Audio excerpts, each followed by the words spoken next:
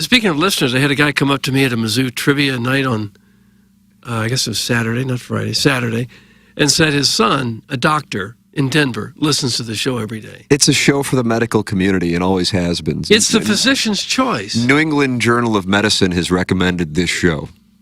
And he listens to us and gets quite a bit of medical advice and in turn saves lives. That's correct. Thank you for saying it. So I walked a little taller when I left that night. Thank you for acknowledging that this show is for the elite. I said, wait a minute, you're serious? A doctor, a real doctor? Yeah, he listens every day. You've said enough to get your rights holder merit badge. Okay.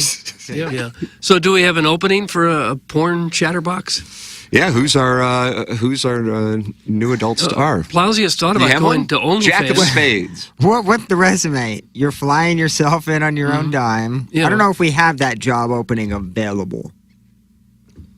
No, I don't know. We don't. I still think Gabby Carter would be optimal, but I don't know if she's really involved in the industry. Oh, I mean, active on Twitter. She has the best golf swing in the San Fernando Valley. Well, I was thinking Plowsy was considering having an OnlyFans page. Maybe you could fill that role. I don't think I could build up enough porn equity in the amount of time I need to get to a dotem. Yeah, maybe half naked. Maybe Coppage will come up. That's right, Brianna. Yeah, call one of the teachers. They'll be on summer vacation.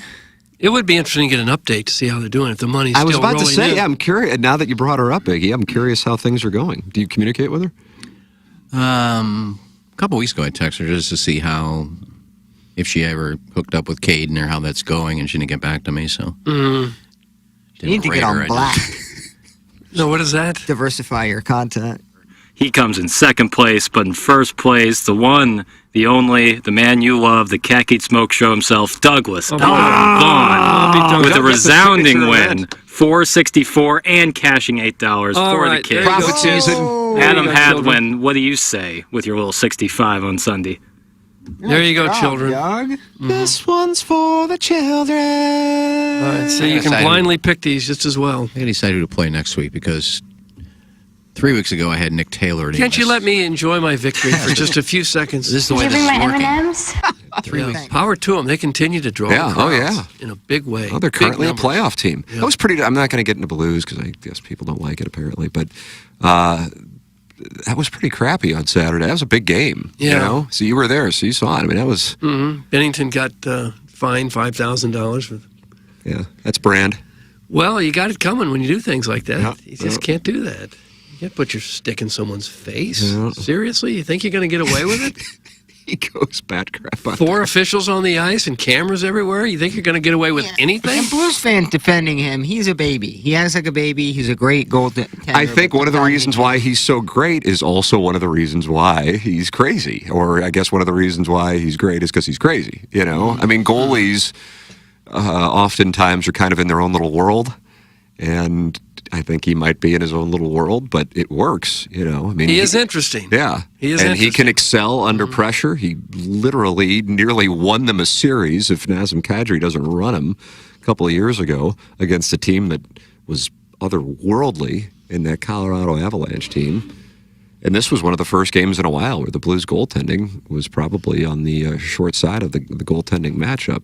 But that just sucks. That was a big game. And coming off a great win on Thursday against Hell, they's on scholarship, too. Yeah, well, the Predators are lurking. So the Kings won yesterday. Blues now 4 points back of the Kings. Still have the 8th spot in the Western Conference.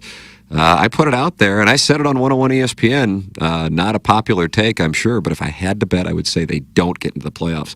In reading what Doug Armstrong had to say, I don't think he really cares if they do. I mean, I think he would like it, but he's not going to sacrifice commodities to get them into the playoffs. That is how I would define it. Jeremy I think one of their parlays on FanDuel had like 60,000 alongside of it. Pretty good. I think Bill Simmons, who has it all figured out. I think he had like 8,000 people riding alongside of him. Like 8,300, I think. That's a huge number. Yeah, it did not hit. That's really big. Really good, Bill. You still have it.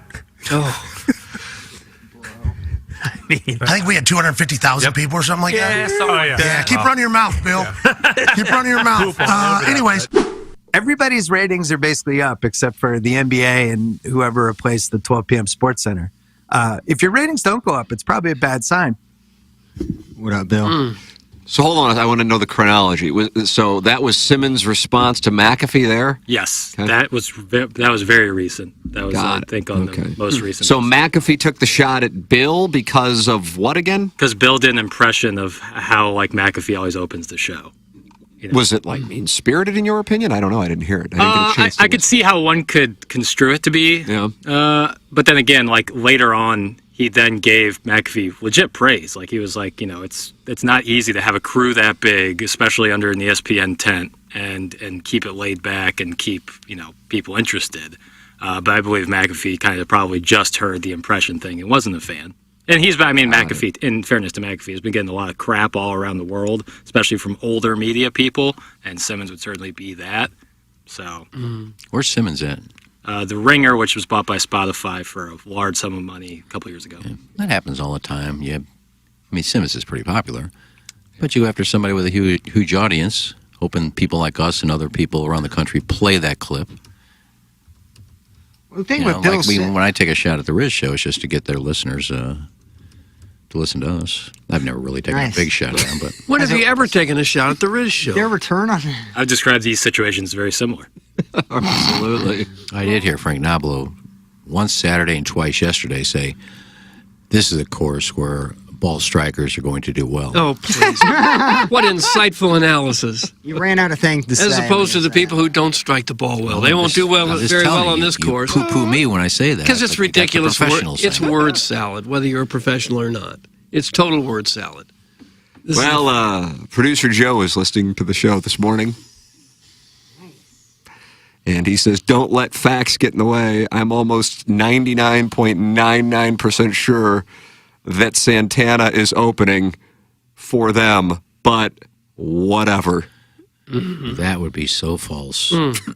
There is no way Santana is opening for the Counting Crows. Well, is there a big moment. way to find out? You would lose. Buck Swope will look it up, and we'll find out. You would lose that bet.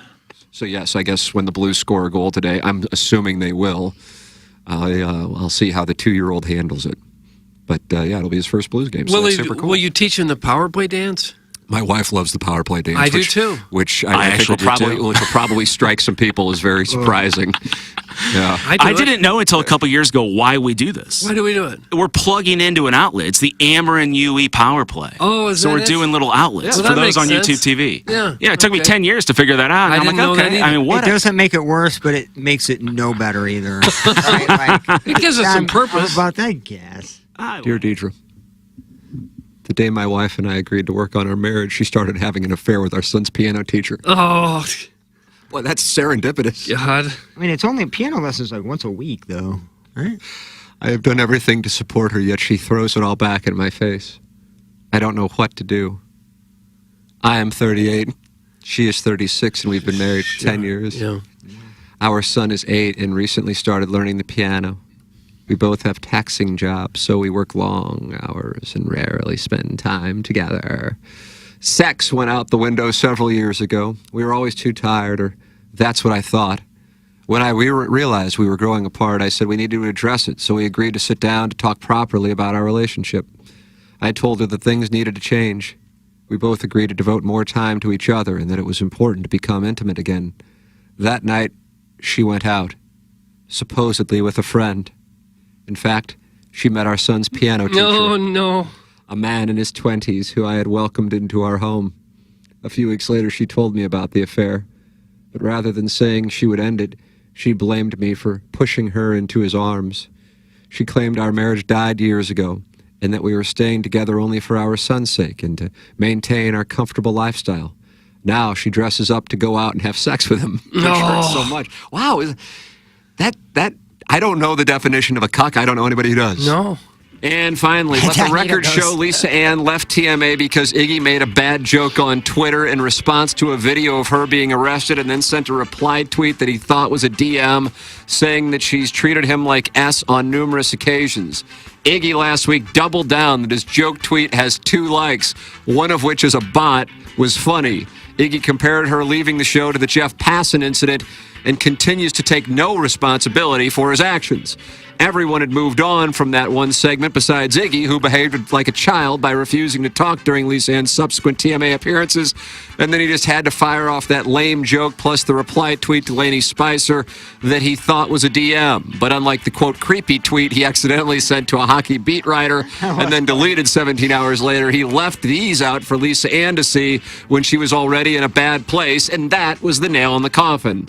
That said, Iggy is real AF. You like that, Doug? Real AF? I don't care for it, no. And his lack of self-awareness is part of what makes TMA great. And I appreciate him. I appreciate how he begs for a music festival, but then when we get one, complains he's never heard of any of the artists, as if the festival organizers should have targeted his low-income whites over 65 demo. I appreciate how ahead of Friday's snowstorm, Iggy assured us, quote, there's nothing coming, it's not going to stick, don't worry about it, end quote. And then after we got several inches, Iggy claimed roads weren't that bad, which just proves he spent early Friday afternoon masturbating at home and not in gridlock traffic with everyone else on the roads. I appreciate how Iggy left the fan page, but can't stop bitching about what VIP Pat posted on the fan page. What did the VIP Pat fan page post say? That's from Buck Swope. Buck Swope, nice little email. For the Design Air Heating and Cooling email of the day.